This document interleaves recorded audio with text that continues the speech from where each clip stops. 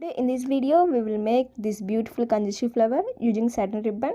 Hi friends, welcome to DIY Crafty Sewing channel. Here I am taken 1.5 inch width satin ribbon and do the procedure as follows.